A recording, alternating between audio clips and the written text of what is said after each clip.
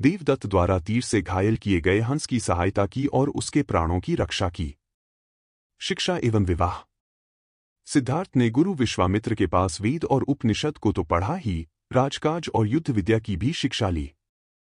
कुश्ती, घुड़दौड़, तीरकमान, रथ हाँकने में कोई उसकी बराबरी नहीं कर पाता। 16 वर्ष की उम्र में सिद्धार्थ का कन्या यशोधरा के साथ विवाह हुआ। पिता द्वारा ऋतुओं के अनुरूप बनाए गए वैभवशाली और समस्त भोगों से युक्त महल में वे यशोधरा के साथ रहने लगे, जहां उनके पुत्र राहुल का जन्म हुआ। लेकिन विवाह के बाद उनका मन वैराग्य में चला और सम्यक सुख शांति के लिए उन्होंने अपने परिवार का त्याग कर दिया। विरक्ति। सिद्धार्थ का महाभिनिष्क्रमण रवींद्रनाथ ठाकुर द्वारा चित्रित। राजा शुद्धोधन ने सिद्धार्थ के लिए भोगविलास का भरपूर प्रबंध कर दिया। 3 ऋतुओं के लायक 3 सुंदर महल बनवा दिए। वहां पर नाचगान और मनोरंजन की सारी सामग्री जुटा दी गई। दास दासी उसकी सेवा में रख दिए गए। पर ये सब चीजें सिद्धार्थ को संसार में बांधकर नहीं रख सकीं। वसंत ऋतु में एक दिन सिद्धार्थ बगीचे की सैर पर निकले। उन्हें सड़क पर एक बूढ़ा आदमी दिखाई दिया।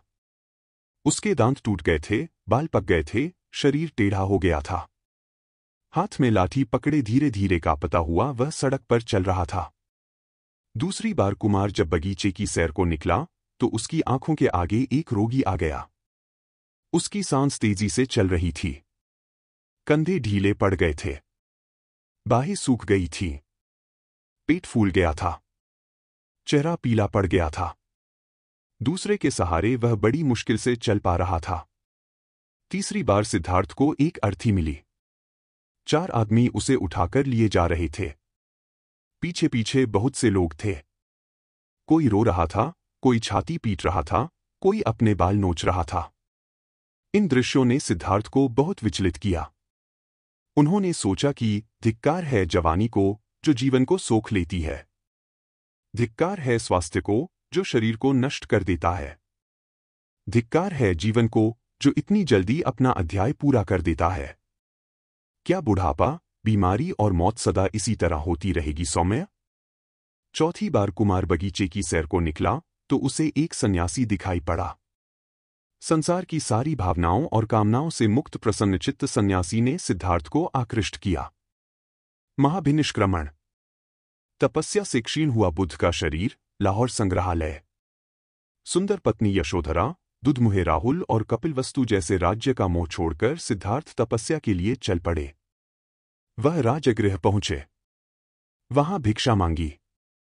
सिद्धार्थ घूमते घूमते आलार कालाम और उद्दक रामपुत्र के पास पहुंचे। उनसे योग साधना सीखी। समाधि लगाना सीखा। पर उससे उसे संतोष नहीं हुआ। वह उरुवेला पहुंचे और वहां पर तरह तरह से तपस्या करने लगे। सिद्धार्थ ने पहले तो केवल तिल चावल खाकर तपस्या शुरू की, बाद में कोई भी आहार लेना बंद कर दिया। शरीर सूखकर कांटा हो गया। 6 साल बीत गए तपस्या करते हुए। सिद्धार्थ की तपस्या सफल नहीं हुई। शांति हेतु बुद्ध का मध्यम मार्ग। एक दिन कुछ स्त्रियां किसी नगर से लौटती हुई वहां से निकलीं, जहां सिद्धार्थ तपस्या कर रहे थे।